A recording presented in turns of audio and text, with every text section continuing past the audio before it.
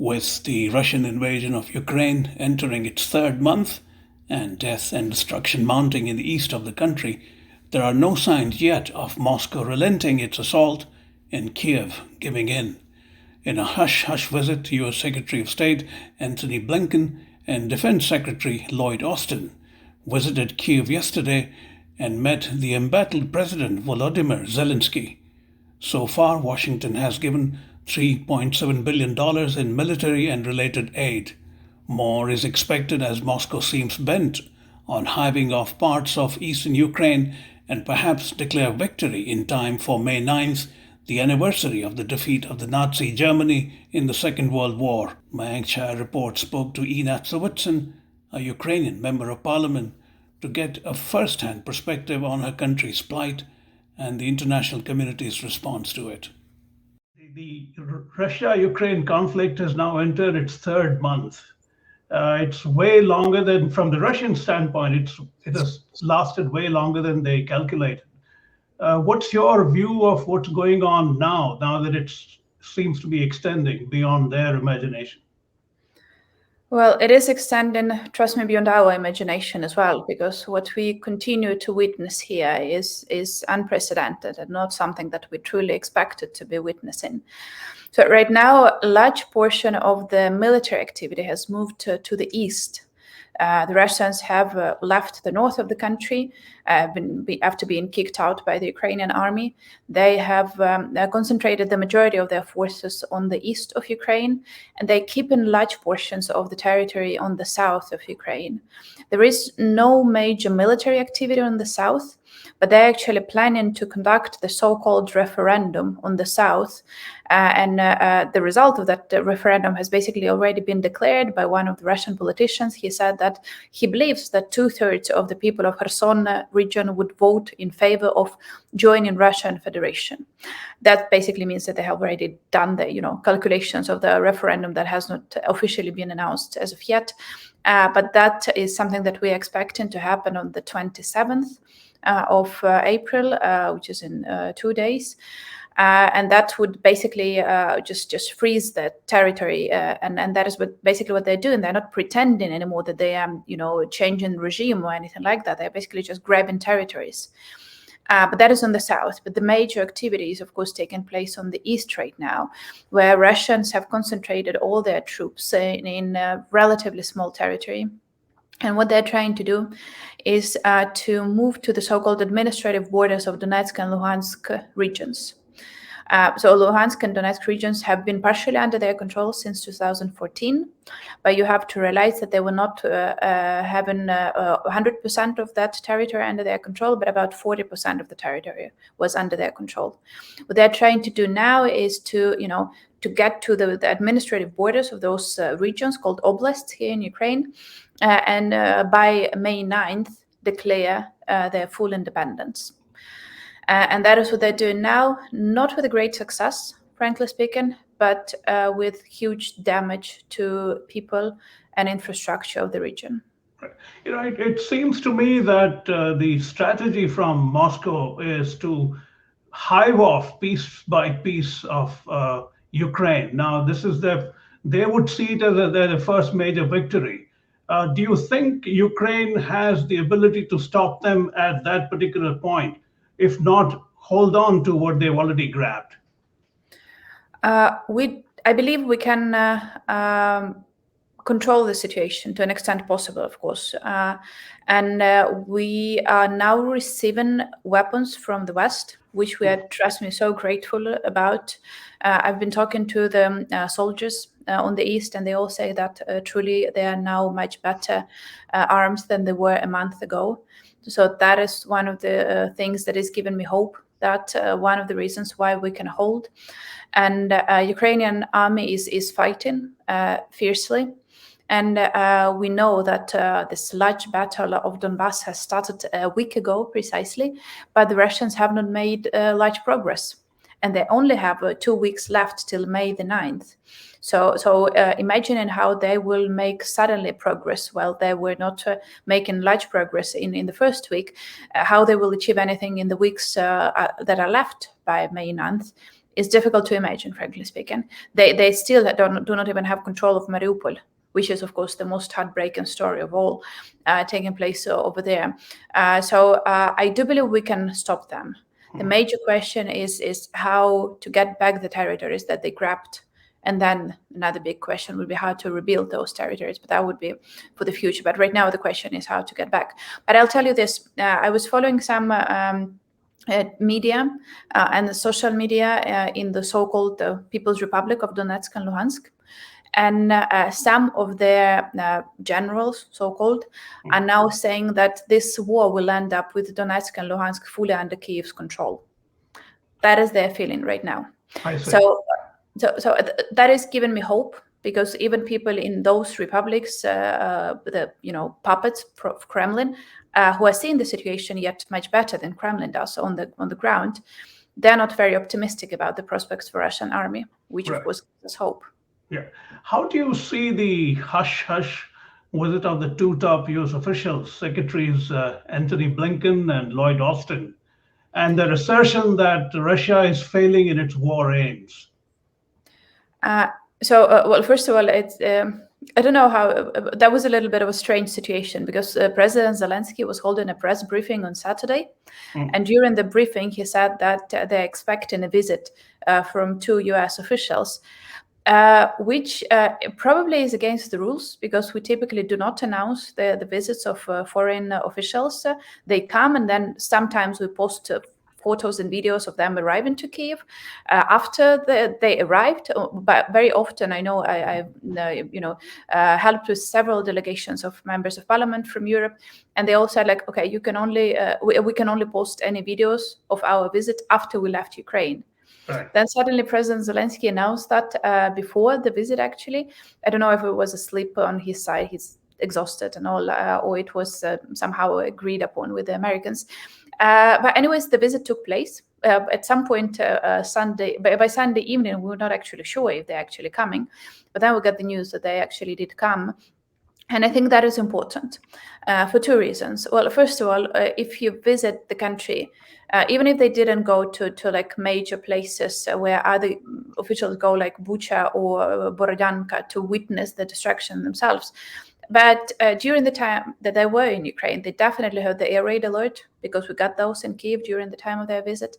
They got to talk to people and to hear firsthand, like the real experience of living under this war. So that was important. I believe there were other issues that were discussed privately, which are not subject to public debate. But that was crucially important to us. Of course, they announced for yet another package of military aid to Ukraine. Greatly appreciated, particularly this time. Again, trust me, talking to the military men and women on the East, they are very appreciative of the efforts the US is doing right now. And that was one of the signs of this support. One of the comments I read from Secretary Austin is that the US wants to see Russia weakened.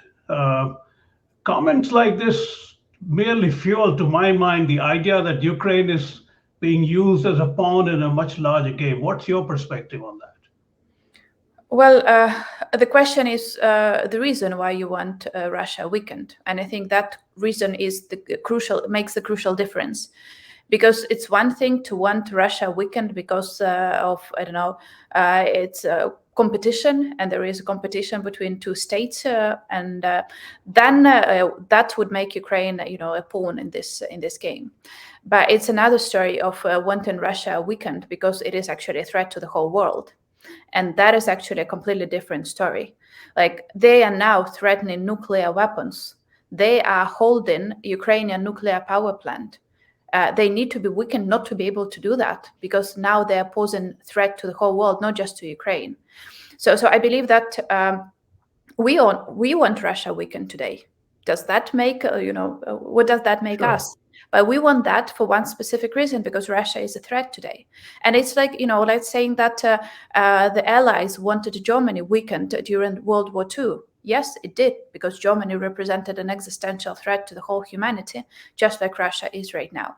So I believe that one should look deeper into the reasons for that and recognize that it's not only about geopolitics, not mainly about geopolitics. It's about existential threat that Russia is posing to the whole world today, and that is why we need it weakened. So Right. it is not a threat anymore. Right. No, I'm concerned somewhat about the unintended consequence of instigating President Putin even more to be more ruthless and perhaps even cruel. Do you think that's even factored in a strategy like this? You have to realize, and we Ukrainians probably feel it better than anyone else because of the historical proximity to Russia, is that when Putin hears that we don't want to provoke him, he reads it only one way possible. He reads it as, I can go further. And there are no limits to how far he can go, like truly, unless he's stopped. The language of power, the language of strength is the only language that Putin and Russia understands. Whenever they're hearing that, oh, we shall probably consider yet another round of negotiations about sanctions and all of that, I'm following Russian media. They're laughing at it because they're not taking it seriously. So you just have to realize that as unpleasant as it is, we have to make tough decisions because those are the only ones that Putin can understand. Because you see, the world did not react to annexation of Crimea in 2014 properly. Then there was this argument that we do not want to provoke him. Right. It ended up with missiles destroying Ukrainian houses. So is that not a provocation? Is that not gone too far? That is what Putin is doing right now. So I'm just asking you to understand this. That This is the only language Putin can understand, unfortunately. So far, the U.S. military assistance amounts to about $3.7 billion. After they announced additional $300 million and $165 million in some sale of ammunition. Do you think at this point this is enough for Ukraine, or you'll need more pretty soon? I'm afraid we shall need more. But truly, it doesn't mean that, I don't mean to sound ungrateful, because I know people are saying that Ukrainians are ungrateful. Well, we are not, trust me, we're just desperate. You have to realize that we're literally fighting for our lives here and for the lives of the rest of Europe as well. That is also true. So in terms of military aid, what is important to understand, it's not only the number of weapons supplied, but it's also the type of weapons that is being supplied that is crucially important. And up until very, very recently, there was this debate that Ukraine shouldn't be provided with heavy weaponry because, and then there were multiple reasons given. One of the major ones that I've heard of was the reason that then Ukraine will use it to attack Russia. Trust me, the only thing we are doing here is defending ourselves. We have not once in history attacked Russia. The only thing we're doing is protecting ourselves. And yes, unfortunately, in order to do that, today we need heavy weaponry because we do not have the means to destroy Russian artillery right now. We did destroy quite a significant portion of Russian tanks. Why? Because we received lots of anti-tank ammunition from the West, from the UK, from Sweden, from the US and other partners. And we put them to good use by destroying Russian tanks. But if you look at the percentage of artillery destroyed here, the Russian artillery destroyed here, it's actually a much smaller percentage. And there is one reason for that. We just don't have the weapons for that. And that is why they have the artillery with which they continue shelling Kharkiv and particularly Mariupol. We need to destroy that to save those cities. Right. Bridget Brink is being nominated as U.S. ambassador to Ukraine as part of the U.S. move to reintroduce major diplomatic presence. I mean, I'm sure you know that there hasn't been a U.S. ambassador for the last 2 years. How do you view this move? Do you think it has any symbolic or even practical effect on the conflict? Well, first of all, regardless even of the conflict, it's great to have an ambassador appointed. Right. Because not have an official representation of a major ally of the United States in Kyiv is not the right approach. So we are extremely grateful for that. I myself am additionally happy that will be a female ambassador. Yeah. today we shall have an unprecedented situation where a Ukrainian ambassador to the US is a woman, and the American ambassador to Ukraine would also be a woman. As a great, supporter of women's rights, I'm very much in favor of that. Given the background that we have read about the nominee, she is a very good diplomat. And we believe that she would be a very good bridge between the two states, between Ukraine and the US. So it does have a great symbolic importance. Appointing an ambassador in the country during an active phase of military conflict of the war is important in itself, but also it will have some practical implications, like making the contacts between the two countries much faster and much easier. Having someone here on the ground, even if she wouldn't be based in Kyiv from the beginning, that has not been announced yet actually, but even if she's based in Lviv, there will still be major diplomatic presence, someone who will be responsible for understanding what is happening here in Ukraine, and having the authority to convey those messages and that information to the U.S. administration. So trust me, very appreciated this move, and was applauded here in Ukraine based on the news coverage. I want to broaden our discussion a bit, if you don't mind. What do you think about the view that inherent cultural tensions between the people in western parts of Ukraine who are more oriented towards Europe and they practice Catholicism, and those in the East, Russian-speaking with Russian ethnic background practicing Orthodox Christianity? These tensions have, in a sense, opened doors for President Putin to move in. Well, that is what Putin believed. But you have to realize it's not that simple. And even if people speak Russian, it doesn't mean that they, identify themselves as Russians, as parts of the Russian country, Russian state, Russian empire, whatever. I'll give you another example, which would probably be more clear to you. There are people who speak French in Canada. Right. But that doesn't mean that they believe themselves to be French. And that definitely doesn't mean that France can just invade Canada and say, like, we're going to be protecting the people who speak French here, right? It's completely different, the language that people speak and their political identity, their ethnic identity even. There are multiple Ukrainians who would be speaking Russian, but they would say, like, I'm Ukrainian. It just happened to be that I'm speaking Russian for different reasons. Major reason, of course, being the imperialistic policies of Russian Empire that basically was forbidding Ukrainian language and forcing people to speak Russian. But today, absolute majority of Ukrainians, even those on the East, say that their native language is Ukrainian, even if they don't speak it, as often as they wish. But about 75% of Ukrainians say that this is their native language. And that is, again, something Putin didn't believe to be true. But again, what is even more important is the language is not identical with your political affiliations. The battalions that are now fighting on the East, the battalion that is, for instance, around Kharkiv, I have friends over there, majority of the people in that battalion are speaking Russian. And they're fighting as hard as you can't even imagine to protect the city of Kharkiv. Kharkiv is my native city, so I grew up there. So I know many people there. I was getting messages from people from Kharkiv. Half of them were in Russian, half of them were in Ukrainian, but all the messages were the same. We want Kharkiv to be a Ukrainian city. Don't give up on Kharkiv, right? Regardless of the language. How do you respond to the notions that the presence of ultra-nationalist right-wing battalions within the Ukrainian armed forces, as Putin has cited to be the trigger for what he's doing, is there something that you, as a politician, career politician, and someone who knows Ukraine so well, think about how they have used that? They definitely have used that narrative.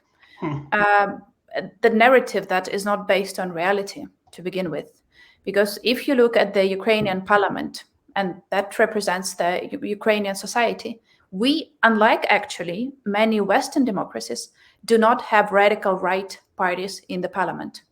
Because the most radical right party that was running in elections to the parliament in 2019 got something around 1% of the votes. I'm not hinted at anyone, but look at other Western democracies and the results of the radical right groups there, and you will see how far we are from radical right compared to many other countries that are true democracies, but they still have their issues with radical right. They, of course, have used the issue of Azov battalion, again, very manipulatively. And just to make things clear, I am proud to be called the most friendly member of parliament to LGBTQ community. So when I'm saying that Azov has nothing to do with radical right ideas, I'm putting my reputation on this. Right. LGBTQ groups are actually providing funding to Azov battalion. That is, again, another important hint. But basically what has happened is that for Russian, anyone who just speaks Ukrainian or anyone who believes to be Ukrainian is a Nazi. And that is their definition of Nazism, which is completely wrong and completely distorted. So I just, unfortunately, they were able to spread this message with Russian propaganda machine functioning in many countries. Right. I just wish, the West came to realization, how not funded on facts and evidence claim was. On the global stage, one of the trends that one has noticed is that a lot of countries, a fairly significant number of countries, have taken a sort of a hands-off, non-aligned approach. On the one hand, they reject the idea of invasion and the violence that is followed, but on the other, they haven't really issued all-out condemnation. And a lot of people are thinking that perhaps there is a restructuring of the global international order in the immediate aftermath of the Ukraine crisis. What is your view of that? Well, the world will definitely not be the same after this war, and that's for sure. Because I'll tell you this, I believe that many people, including politicians, both on the West and in other parts of the world, have believed in this idea of the end of history. And this idea of the end of history has been challenged once with 9/11, and now it is being challenged the second time. But people continue to believe that as long as we get the economics right, as long as everyone is just, trading with everyone, we do not have major problems anymore. Right. So we just have to keep on, economic development, and that is the major issue and the only issue. And that is why when suddenly a challenge like 9/11 or, the war of Russia against Ukraine comes, there is no real, even mental framework of how do we react to that. If we believe that the history has come to an end and it's pretty clear where should we be moving. And it's a very scary reality to accept that this is actually the new reality, that the history hasn't ended. There is still great evil in the world, and there are still huge challenges that the world needs to be addressing. So I think that those who understood this, they will be the new leaders of the new world.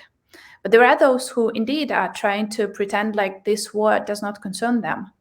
I wish I could have said the same. But what people need to realize is that it's not just about Ukraine. It's the battle between different ways of understanding how the world should be developing. Putin does not hate us just because we're Ukrainians. He hates us because since 1991, they had 2 presidents. We had 6 presidents. We have minority rights protected. We have free elections. No matter how imperfect they are, that is what he is against.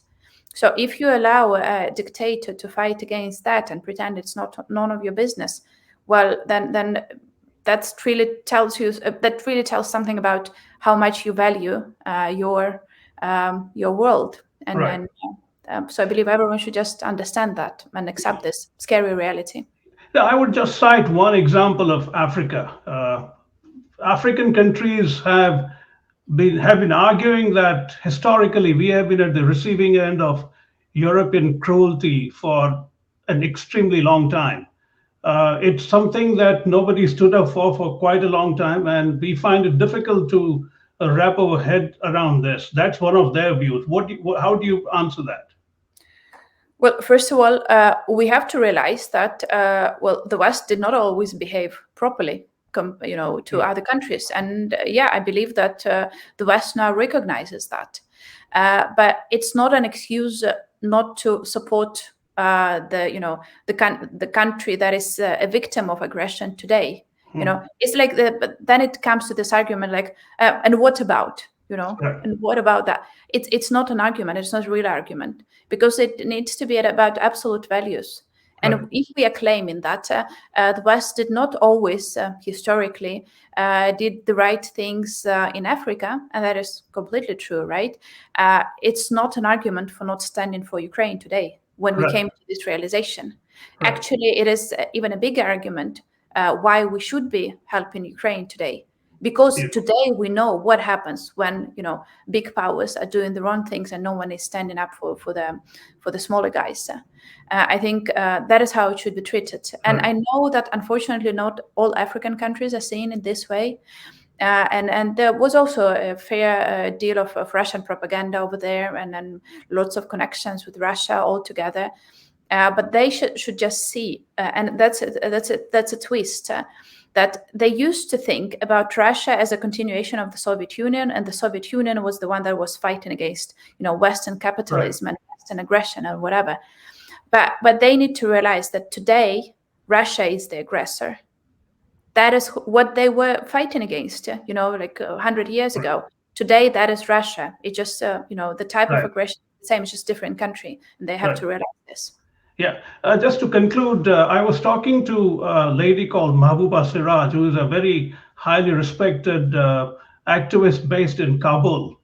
I have interviewed her a few times, and her view is rather interesting. She said for 20 years, we were brutalized by the Americans, before that 10 years by the Soviets. And now the US has the gumption to lecture people about democracy. And that view is fairly prevalent across the world, not just Afghanistan. So I think in some sense, what you're experiencing in terms of apathy, perhaps, from some of the global community is they do think along these lines. It's unfortunate, but that's the reality.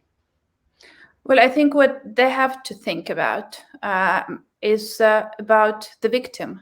Right. They were the victim of aggression, and so are we the victims of aggression. So, and that is the most important thing to be thinking about the victims.